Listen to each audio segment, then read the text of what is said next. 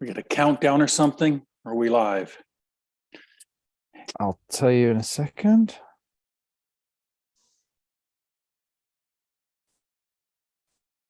We're live. Hey, everybody. Welcome to week 6 of Inside College Soccer Podcast Live, your question and answer version. Really excited this week. So we've got Joe Flanagan with us. Hey, Joe.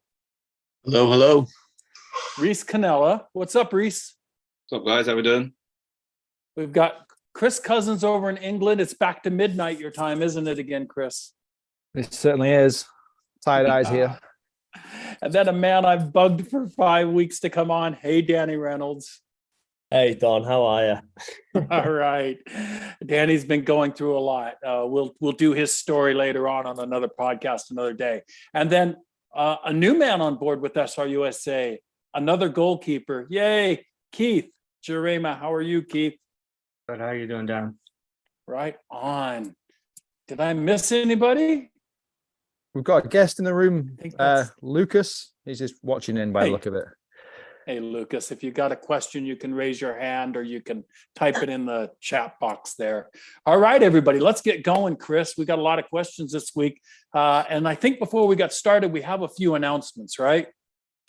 Yeah, we're just a little catch up, a recap of the last week. I thought I'd mix it up a little bit. So you just read what you see, Don. All right, here we go, folks. What do we have?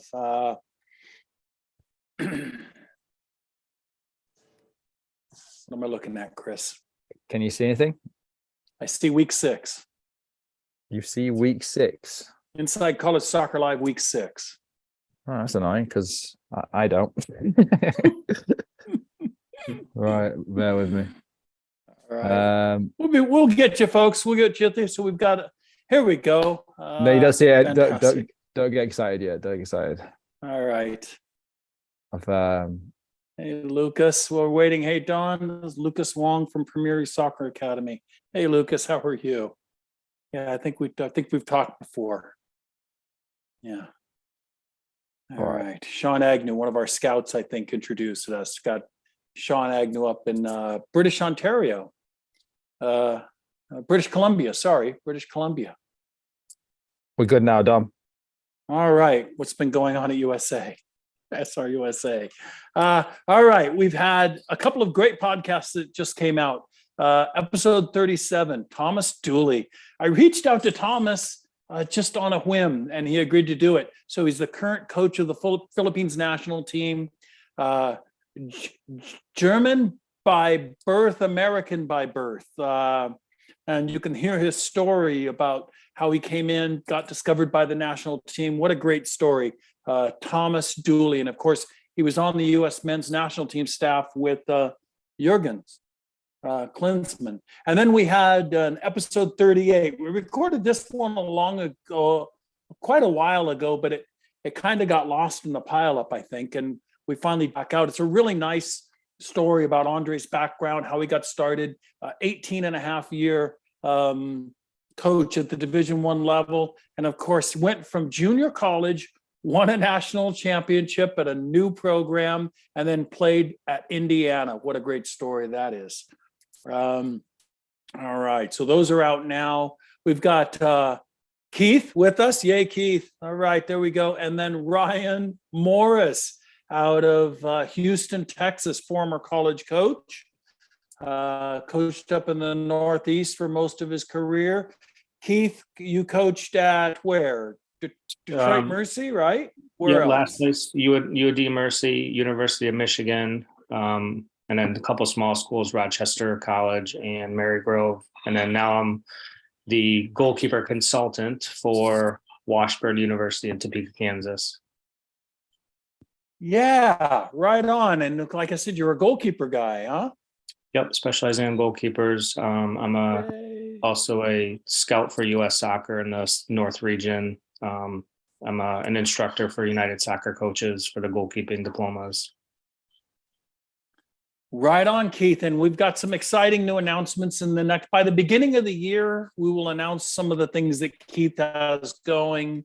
We've got some new SRUSA programs that'll involve Keith. So Stuart Flaherty, I was hoping he would join us, and then I talked to him earlier today, and he was on a bus. Congratulations, Stuart. He took over mid-season as the head coach of Michigan Stars, and they were actually struggling a little bit. Turned it into a national champion. What a great story. Stuart Flaherty. And if you haven't heard it yet, episode, I don't know, 30 something, Chris, 34, 35. Yeah. We did an interview with Stuart Flaherty, and that's another really good one. He is a former coach at Dartmouth. So, and Babson, and a couple others. So, yeah, congratulations. It's a good Stuart. episode. I enjoyed that. It's all the sports psychology stuff is good. Yeah, he's a sports psychologist. We have a sports psychologist on staff now, folks. So what a great deal. All right. Hey, this week, November 13th, 11th through 13th, we'll have Blake Reynolds and Andre Luciano. Blake was going to be with us, guys, but it's his anniversary. So I told him, take the day off. So we're going to be scouting this weekend. ECNL, that's the Phoenix event coming up. So if you need to be scouted, we added Andre because we had Blake's schedule was filling up pretty quickly. And so Andre's going to go. If you want to be scouted, how do they do that, Chris? There's been some social media posts like recently with like a direct link to how to get scouted. But if not, just go to the website and just email us. We'll connect them. We'll get it to them. But yeah, you're right. Social media posts, you'll see this image, and then there's a link on there and you can put in to be scouted. So if you think you might need help in college and you want to know what level you think we could place you at, you want our advice on that, then we can go out and scout you. And we'll be scouting clients when we're there too. All right, what else we got? Trial day in York, England. That's the 12th of November, trial day. And that's on the women's side. So that's in York. So if you're listening to this and you're over there and you want to be scouted to see if we think that you could come over and play in the United States at the college level, that would be the event. That's the last trial day before the men's showcase of the year. So yes, which is really important. And by the way, we do know college coaches. I talked to Michelle at Baylor. They're going to be flying over for that. And I know we've got other coaches flying over for that. So that'll be exciting. And we've got our academy. Yay, we finally announced it, folks. Our SR USA US Soccer Prep Academy. So the idea is, look, we've always sent kids over to Spain and they were part of that system, but they didn't have anybody really looking after them, taking care of them from a college aspect, making sure that their test scores were being done, making sure that they were prepping properly for college, making sure that working with them to get them placed. And then we're going to have, Chris, I think we're going to have a showcase in conjunction with this next year, right? Yeah, we're going to do a couple this year as well. We did one in June with the guys. We've got a women's one in 2 weeks actually, but when we're based there full time, it'll just be whenever we want to do them, really. So you can reach out to any of our staff, or you can simply apply at sportsrecruitingusa.com/academy. And if you want to go to Spain and play and live for 12 months, and by the way, it's about half the price of all the other academies that I've seen. I don't think that I could live in Spain for the amount that they charge, and it includes food, housing, the coaching, the college prep program, everything. What a great deal. And my own son, you can listen to his podcast. It's in the 20 somethings, but Brad talks about, he's at North Carolina State now, but he talks about having gone into England for 2 years and played at Team Bath, got a little trial at FC Cologne in Germany, but the 2-year gap year that he did really set him up for the rest of his college career and helped him be successful. He got to grow up a little bit. It was really good for him. All right. Yeah, so it's a good experience. It's a good experience. Anyway. Oh, it is. Yeah, fantastic. In southern Spain on the beach. Okay, and then we've announced Danny. Come on, talk about this for us. Danny Reynolds came to us with an idea. He's a genius, and so we said we think this is a good idea. What's the story, Danny? Well, thank you for calling me a genius. No, I haven't heard that in a while. The idea was genius, you said, actually, didn't he? No, I think he said I was a genius with a genius idea. Anyways, so I came to Chris and Don about the idea of of the club consultancy. So we obviously do a very, very good job at SR USA handling elite clients. But there's also something to be said about some clubs around the country not doing maybe not having the time, or not just doing their due diligence with helping players market themselves to college programs. So I came up with the idea of, instead of us handling just the elite clients, maybe opening up a branch to where we are able to inform and educate whole clubs. So if anybody's here that, anybody's watching that doesn't have a college recruitment director within their club, you can reach me at Danny at srusasoccer.com, can let me know, and I can reach out to your club and we can see if it's a feasible fit. And so think of it, Danny, if I was driving this right, like a virtual director, virtual right? college, virtual college recruitment director. But I'm excited about it because it's not just going to be virtual. I'm actually going to be doing an in-person visit a year, which means I get to visit with the coaches, get to know people on a personal basis as well. I'll just be helping these guys 24/7. They'll have my personal phone number, and I'll be helping them market themselves, just like I did when I was coming over in the process. I didn't go through a recruiting agency. I did it myself. So firsthand kind of know how to do it. So by the way, we're not against do it yourself, but we also know that a lot of people need help and direction and all of that. And we think clubs should be helping. And I think most clubs think they should be helping. A lot of clubs just don't know who to go to and they don't have the resources. So we've created a program. And by the way, the pricing on this is going to come in at less money than most clubs spend for their in-person directors. So we think we can save clubs money, which hopefully results in you as the kids and the families saving a little bit of money also. So we appreciate that. All right, thanks, Danny. All right, first question, guys. You ready? This is from Hang Solo. I love it. So he's either a climber, maybe solo. I don't know. I don't want to think about it too much. Why top soccer coaches? Why do top soccer coaches never come to Puerto Rico to take a look at our young players in tournaments? There's he talks about the soccer federation there. We don't need to get into that, but he says that 5% of the rich kids get a chance and the other 95% never get a chance. Going to Puerto Rico, Joe, why do you think college coaches don't go to Puerto Rico?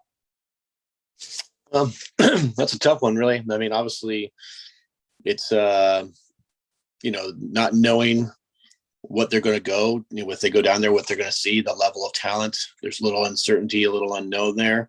Right now there's a lot of stuff, a lot of showcases in the United States that they struggle to get to, and just in the local travel maybe. So I think maybe getting more exposure down there, and maybe whether it's video or some of that to show that there's talent down there might attract college coaches to go down there.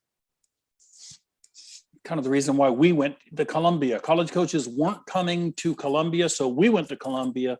We established an office there, and now we're bringing those players over here. It's one of those things, Hang Solo, that if the Muhammad won't come to them, or the mountain won't come to Muhammad, then Muhammad has to go to the mountain. And the coaches in this case are the mountain. And it's hard to get them to go to out of the way places. And as you said, a lot of the poor kids there, they don't have the money to come to the United States anyways. They're going to require full scholarships, and the coaches don't know if it's worth the risk. So what else we got, Chris?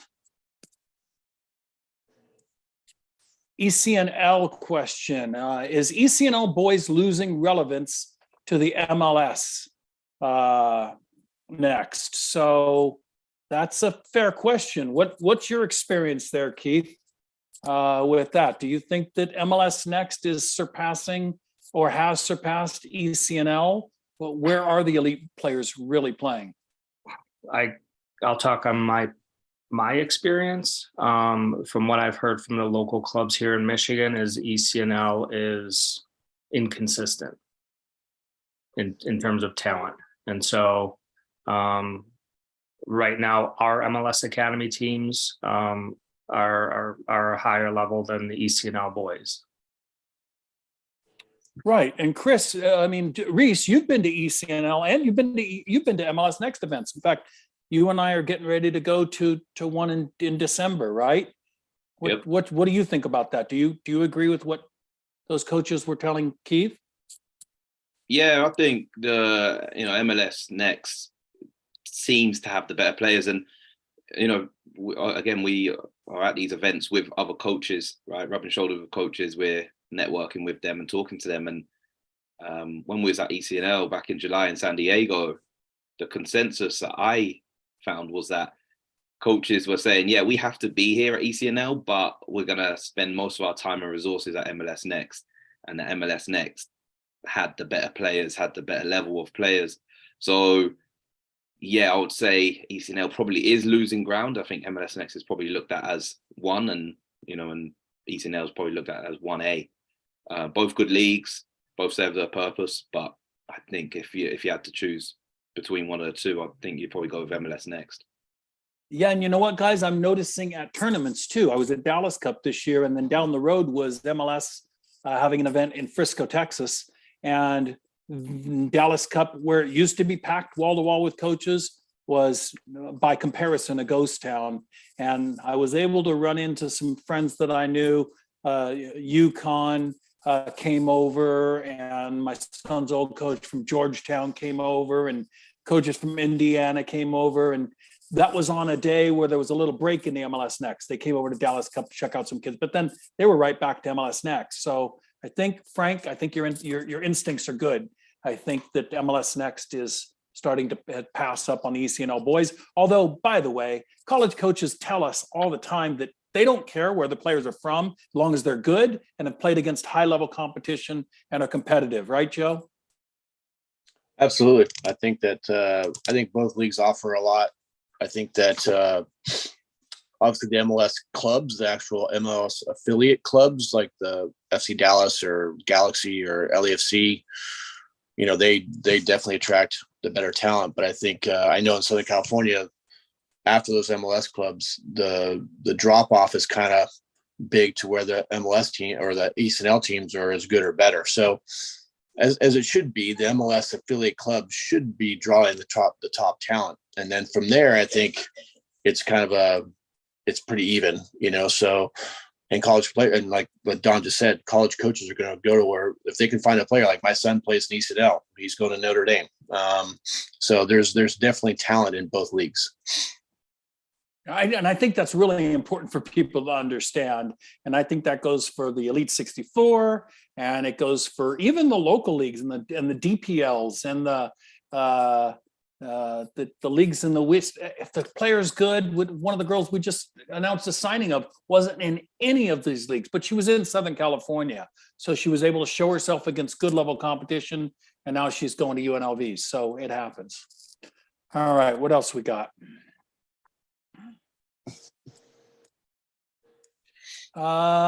David Murphy asks, hi, my son's hoping to come over in 2023 as an international. He plays for a full-time UK team under 20. Would coaches pay attention and reference from ex-professional international players and our pro licensed coaches? What do you think, Chris? It's a good one for you. Sorry, just unmuting there. It's a tough one, really, because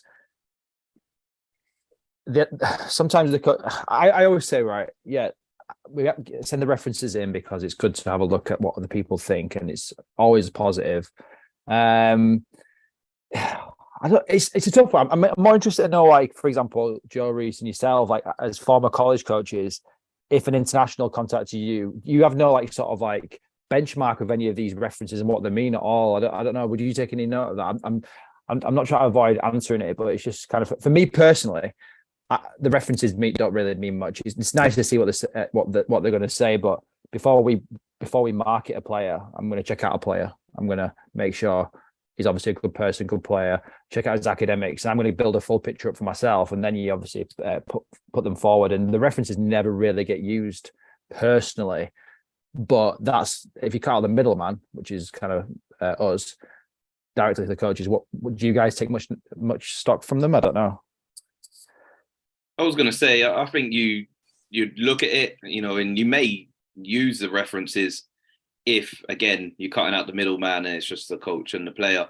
I think you've got to do your due diligence and you have to look at everything that the player is bringing. And so if you have this extra bit of information, then you probably want to use it. But ultimately, it's going to come down to, how good the player is academically. Is the player going to be able to get by? And, obviously financially, is the player going to be able to afford what the school was costing? Because typically universities in the States are more expensive than universities back home anyway. So I would look at the references, but it's not going to be the be all end all. So Reese, just say, for example, because obviously the English side as well.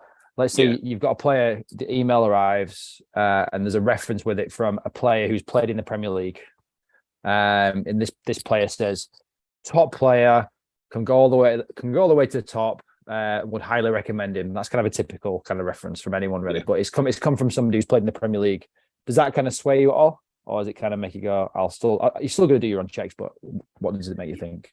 Yeah, you got to do your own checks, but that definitely is going to pique your interest, because I think in any industry, whenever your name is attached to something, whether it's a player, whether it's a service, whether it's a product, you want to, and if you're a reference for someone, then you want to make sure that when your name is attached to whatever it might be, that it's shone in a good light. So I don't want to, I represent SRUSA, right? I believe in the product, I believe in the service that we give, and my name's attached to it. So we talk about the convention, right, that we're going to go to in January.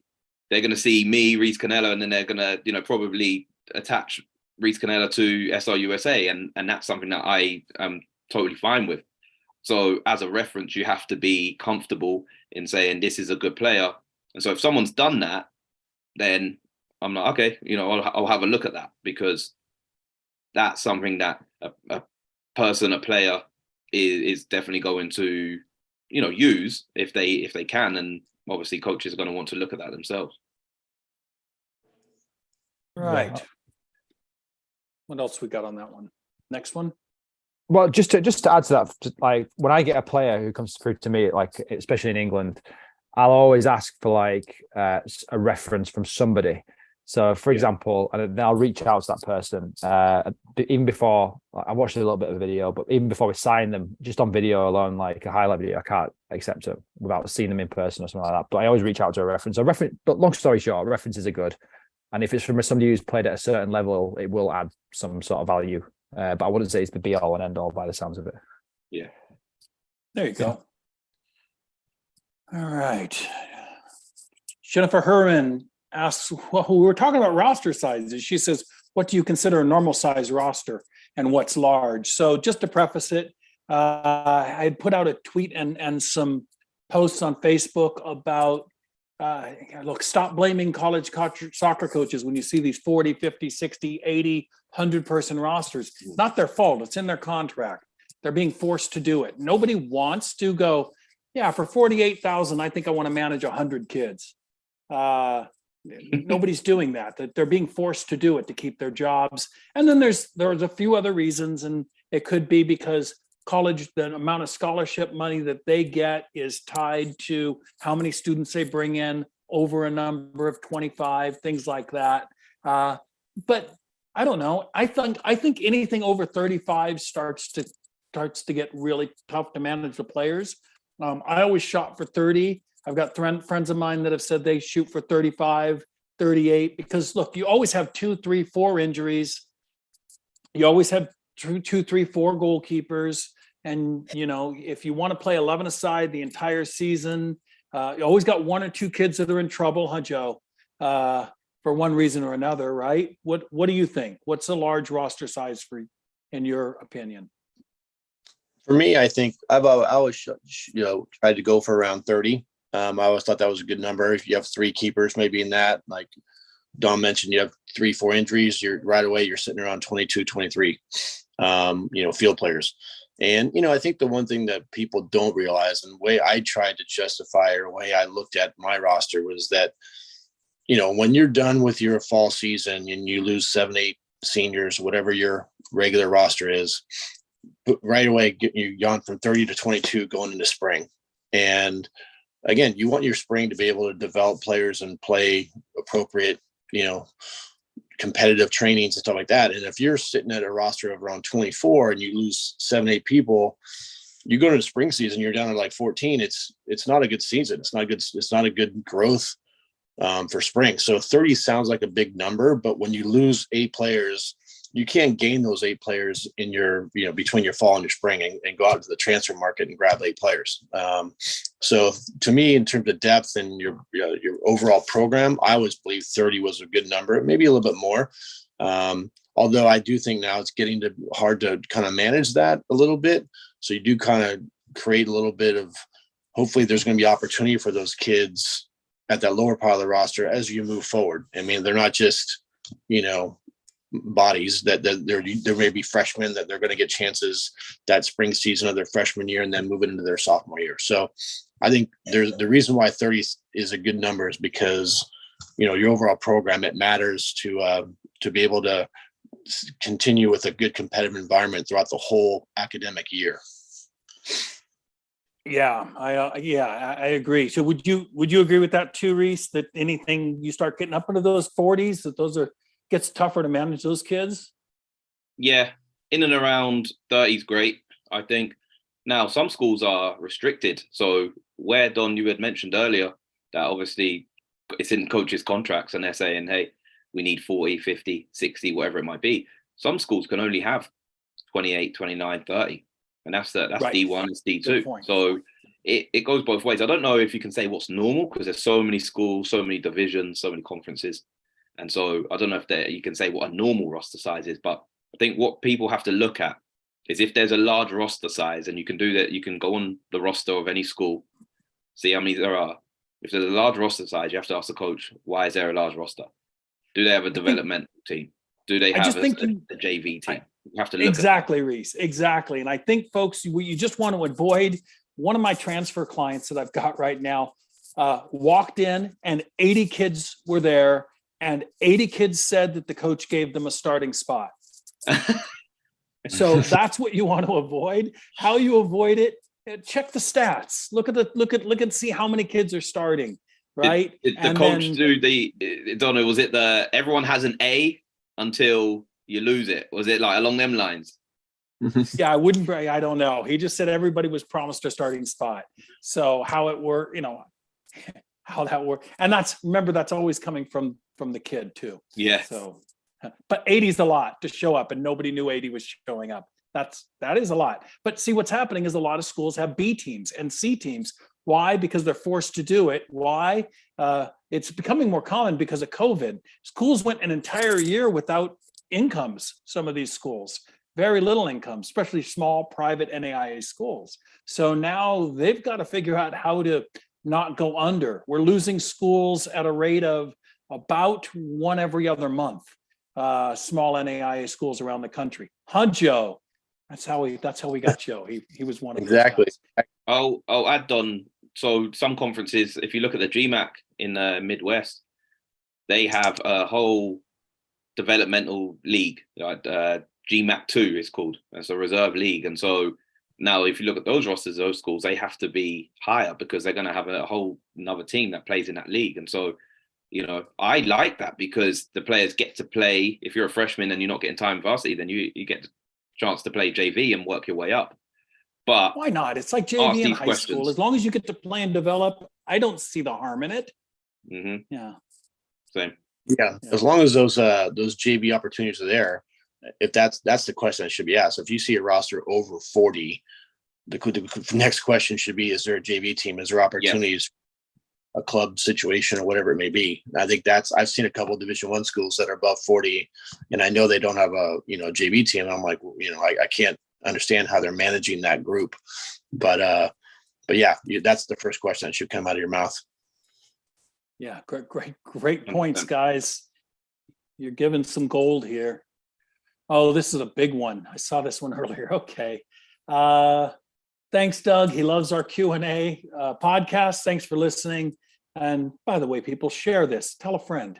You've got a son that's getting a lot of camp invites.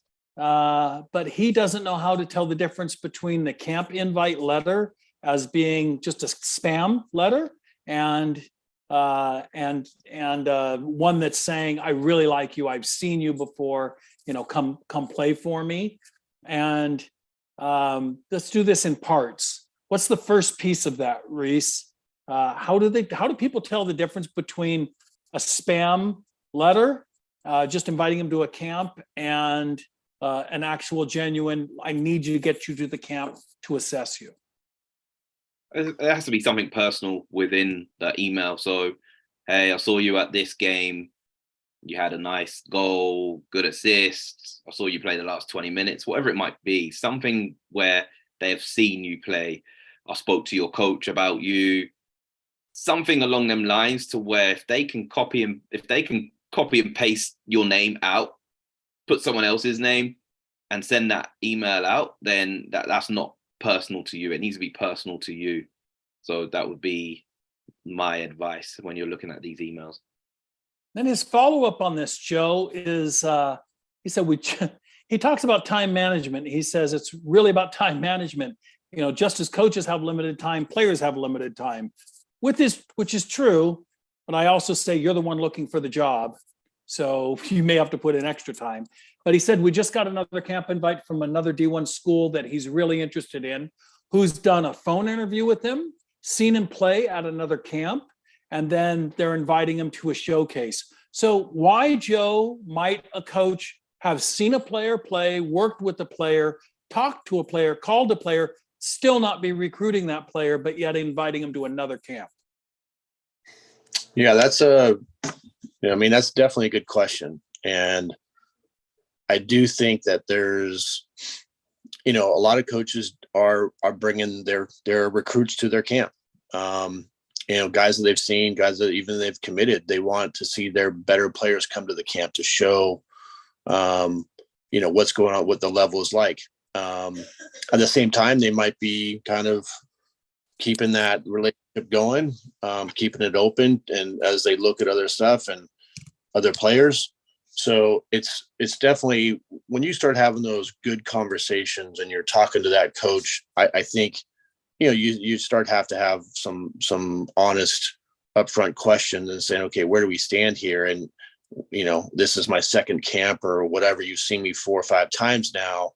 What's the next step? And, I think that's a legitimate question to ask a coach, because you're moving down that line, you're having a good conversation. I shouldn't need to go to 3 more camps to get, a decision. So I think it's, the camp stuff. I'll give you an example. We had a player that my son played with last year, and it was June in the playoffs of last year.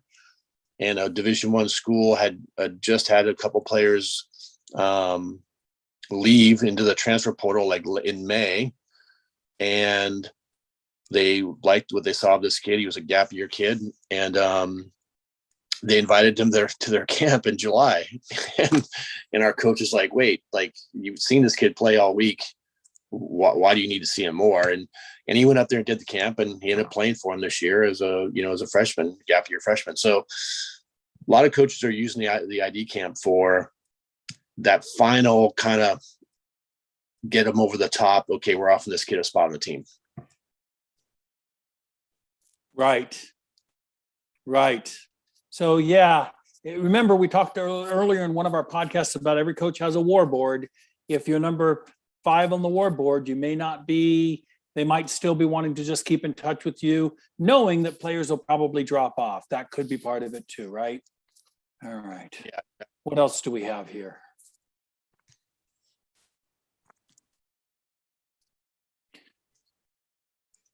Choya and Lori Durham ask, my daughter's looking for a way to stand out, sending a handwritten note with her YouTube link, highlight video, and social media links. And then she also had the idea of including small packages of candy or something along those lines. Is this allowed? Well, yeah, it's allowed. I don't know how I'd feel about getting candy from a stranger. My mommy told me not to take candy from a stranger. But I'm lazy. I wouldn't type in the YouTube link and social media links. I'm going to type them wrong. It's going to take me 5 times to do it. I'd rather copy and paste them, but that's just me. What do you think about this, Reese? Would you have appreciated this? Yeah, I think it is different. It would be nice. I think send the email with the links and then send a card saying, hey, I sent you an email, I hope it finds you well. And so something along them lines to where, yeah, make it easy, but again, stand out as well. Right. I think the personal touch you can definitely do in an email saying, I watched your game last night, great goal in the 70th minute or whatever. I think the candy stuff would probably be a little too much. I think that would be, like Don said, I'm not sure if that would really work, but I think, the what you said here saying a way to stand out. And I feel like that was one of my mottos: don't fit in, but stand out, and do that on the field. Try to figure out ways to stand out on the field in your highlight tape or your regular games. And whether you're making good tackles or creating goals, that's a good way to stand out. Yeah, good points. Good points, guys. All right, what else we got? What's the difference between SRUSA and NCSA? Yeah, we get this one a lot. The names kind of sound familiar. People think that everybody's the same. I'll just answer this one real quick, guys. NCSA is a service. SRUSA is an agency. So we individually represent players to college coaches that we think are the right fit for them. I've never been a part of NCSA. I don't know anybody who particularly has, but I can tell you they'll help you with your video. I do know they're not, at least at the head of the company, they're not soccer people. I've looked that up before.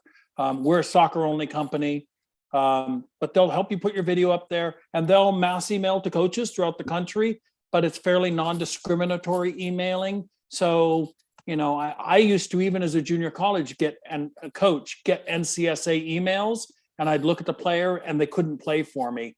And after 5 or 6 times of that, it just kind of became spam to me. But I do know that people swear by it, that it's worked for them. I know that our volleyball coaches used to use it. It just didn't really work for us in the soccer world in any schools we were at. But that was just us.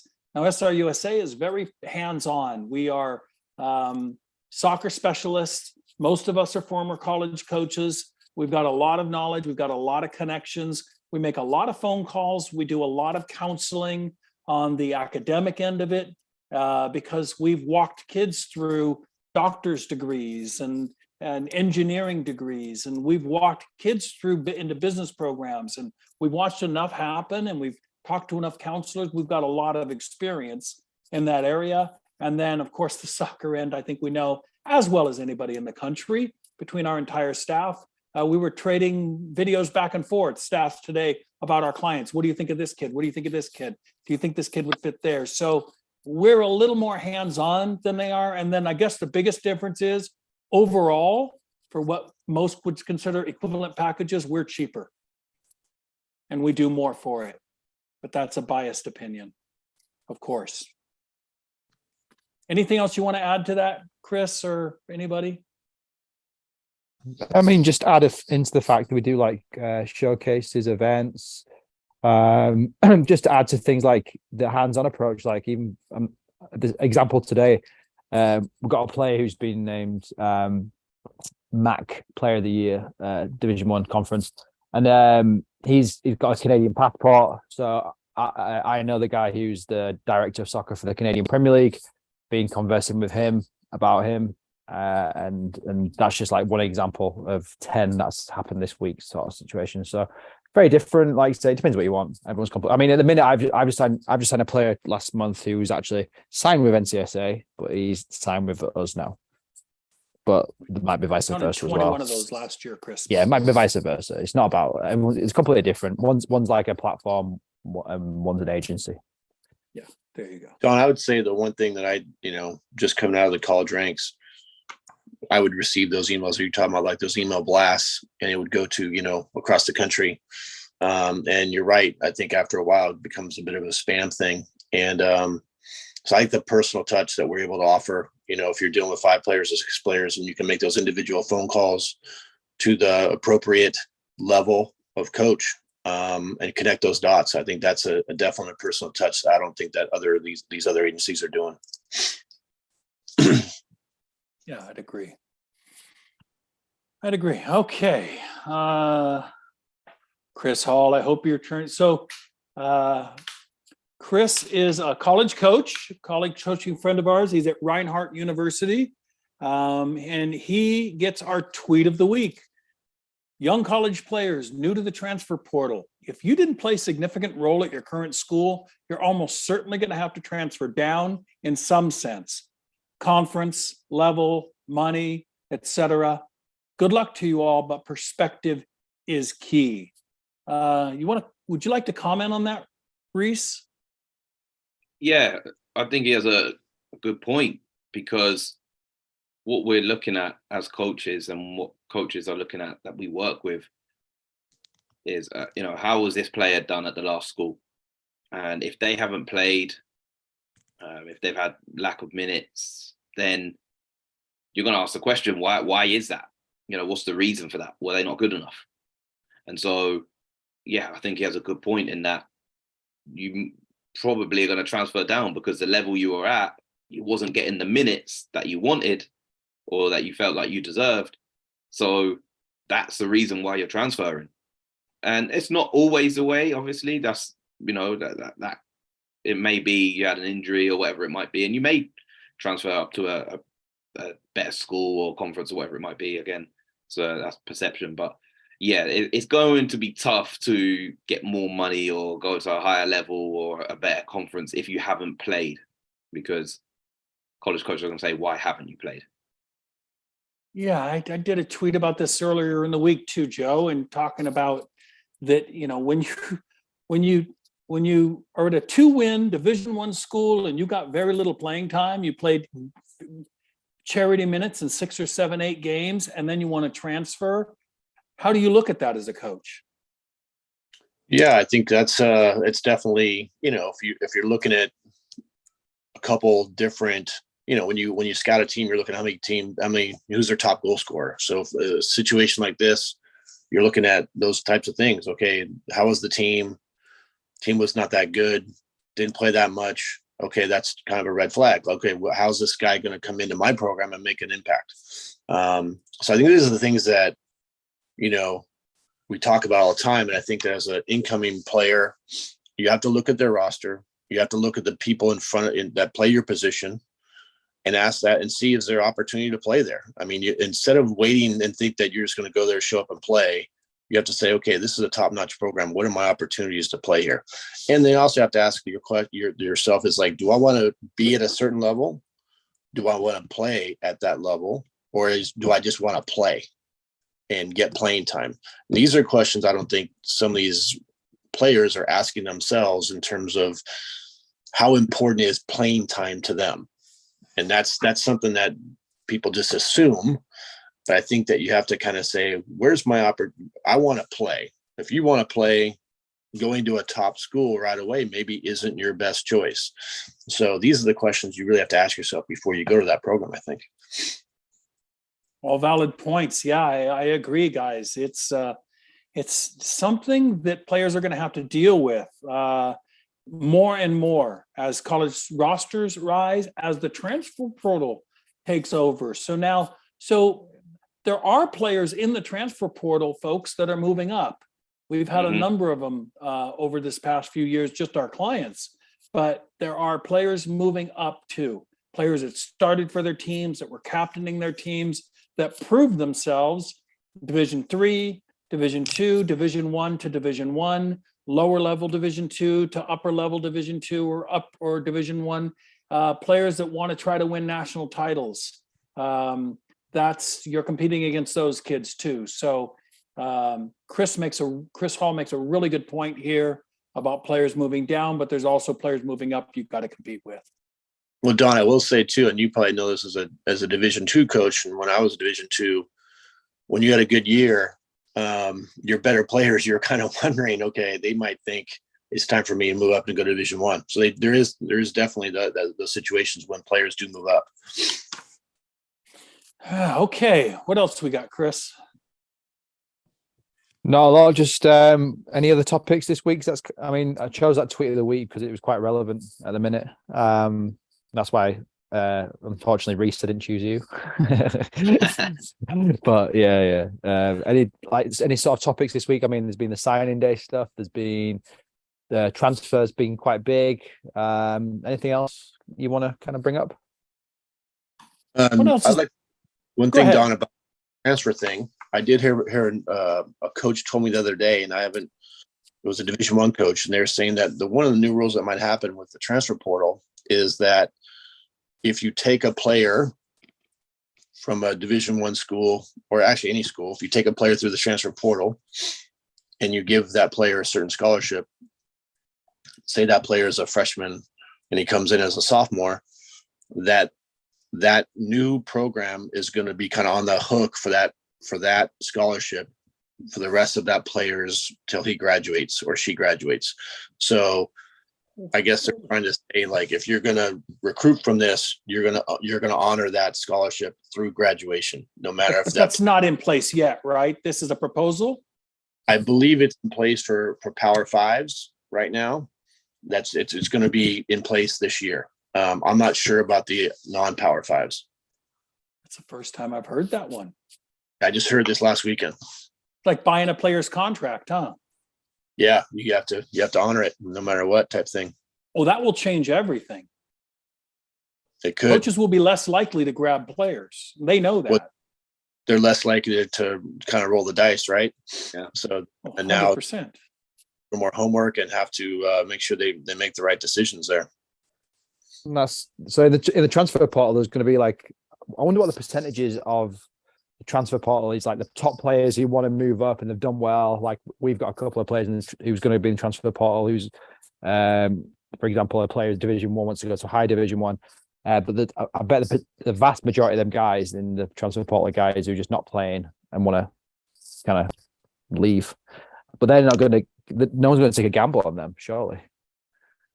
If they've got to put money into it. I didn't know that. That's Well, again, if they come over with no money, they're no money. But if you do yeah, offer them, yeah. Yeah, and I don't know if that. Like I say, I'm gonna have to research that one, Joe. Because is it just college football? Because there really is no Power Five in soccer, right? It's the football schools that are Power Five, really, and right. yeah. So I think the So- conferences, like I know, like one of the rules in in the Power Fives is that if you compete for 2 soccer seasons, I believe it's a Power Five rule that if you left after your sophomore season, say you went pro, you could go back to that school and go for free. You know, if you're whatever scholarship you was, you can go back there and complete your degree, and they will pay for it. So that's a Power Five rule, and even in soccer. Now, the new rule that we just talked about, I believe it's across the board for Power Five sports. So that's ACC, SEC, Pac-12, Big 12, Big 10, Correct. and of course, Big 12 doesn't have men's soccer. Interesting. So I think Okay.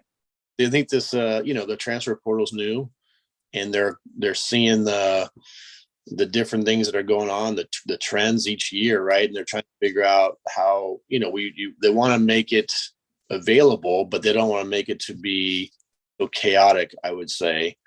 So they're trying to tweak this, and they're going to probably tweak it each and every year until they really get a good feel for it.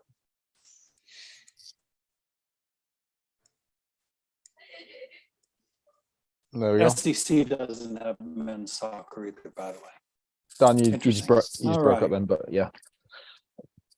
Oh, It's all right. It's all good. it's my internet unstable.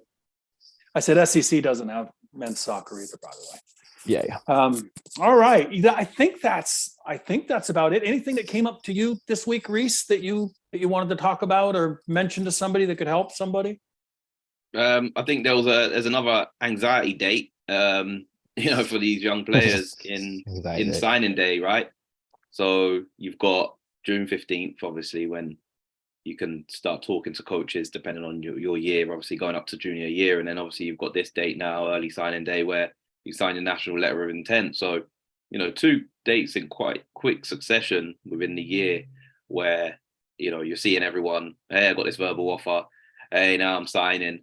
And so again, it just goes back to what I've been saying, in these past episodes that we've had of, control the controllable, do everything that you can do.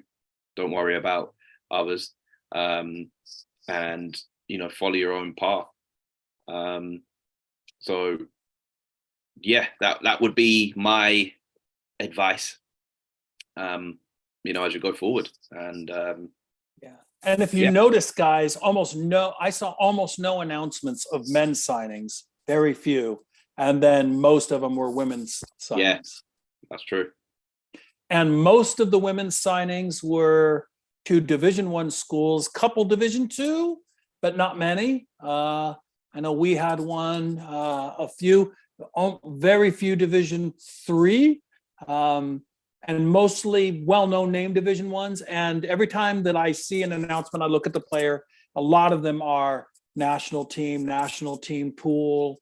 They're the leaders for their teams at big clubs. So there's a lot of kids at big clubs that are not committed yet, not signed yet. And it's still a lot of work to do in the coaching world. And then some coaches seasons aren't over yet. Some coaches will leave. Every job that opens up creates an opening at another school. And remember that every school, when you have a verbal commitment, if the kids haven't signed yet, and you have a verbal commitment, that doesn't hold up. So what's going to happen is if a coach knows that they're leaving, they've quietly told their AD says, don't say anything till the season's over. That's all normal. Then that coach likely won't have early commitment signings because they want to leave that to the new coach to decide, so the new coach can build their own team. So there's all kinds of movements. We had well over 120 Division I movements between the men and the women's last year.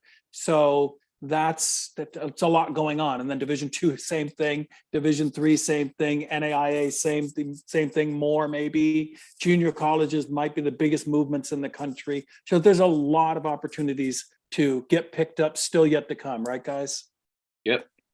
Don, Lucas has put a few questions into the form as well. Apologies, Lucas. Let's get them. We just spotted him now. Sorry, he's been sat there patiently waiting. You can just read them. Yep. Yeah, sure. First question: any advantages or disadvantages to taking a gap year? We talked about the advantages. You get older, bigger, stronger, faster, more mature. Lucas, if you need specific ideas about a gap year and you want to go to Spain, contact us. Disadvantages. What are the disadvantages to a gap year? I can honestly only think of advantages. If you can afford affordability, maybe. What do you do? What do you think the disadvantages might be, Joe? I guess the only disadvantage would be like, okay, if you're a 2022 and people know you as a 2022 and then you don't go anywhere, are you still on the radar? So you have to make sure you're communicating with those college coaches to make sure you're saying, hey, I'm going to take a gap year. I'm still going to play with my club team, still going to stay active. That would be, to me, really the only real negative. And not starting your college path, I'll speak, because, if you do attend a JC or attend a 4-year school during your gap year, you could start to work on your whole transfer stuff. So you got to make sure you're doing the right thing academically during that time, so you don't get that could get messy if you go full time and stuff like that. So that would be the only real negative, I think. Yeah, and if you are taking classes, don't take 12 units or more. Do not take under 12 units, 11 units or less. That way your clock doesn't start. All right. Yeah. All right. A couple more questions, just quickly. Yep.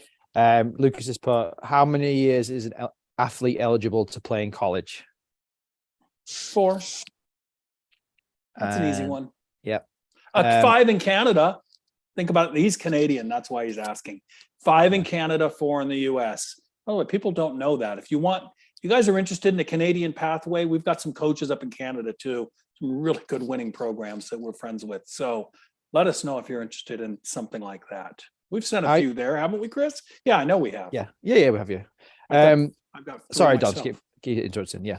Are you still eligible for soccer if you do part-time college, if you're pacing your education slower while, for example, working? So part-time college, are you still going to be eligible to play? In order to play in college in the United States, you have to take 12 units or more. I don't think any level is less than that, which is considered a full-time student. So if you are taking 9 units, you can't play in college. But if you take a gap year and you're only taking 9 units, let's say in college, you're taking a slower pace, and then you go back and you want to play, you still get your 4 years.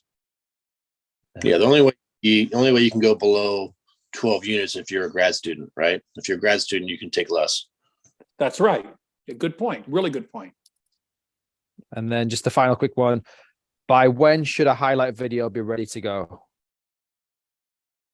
I'm not sure what he means, but junior year, you by the end of that junior year, certainly you should have enough film to be able to put something together very nicely to make a go of it your entire senior year. On the guys' side, on the girls' side, push that up a year, depending on how good of a player you are. And there we go. That's it. Thanks. Right Lucas. on, everybody. Okay. Right. I appreciate you guys. Thanks, man. Thanks for showing up. Cool. There we go. So, Everybody that listened, thanks for showing up. You can check us out at sportsrecruitingusa.com or www.srusasoccer.com for short. Either one will work. If you got any other questions, I think we've already got some questions that I saw pop up somewhere for next week already. So we'll look forward to seeing you guys live again next week. Thanks, Joe. Thanks, Reese. Thanks, Chris. Much Thanks, Dom. appreciated. Thanks, All everyone. right, Everyone.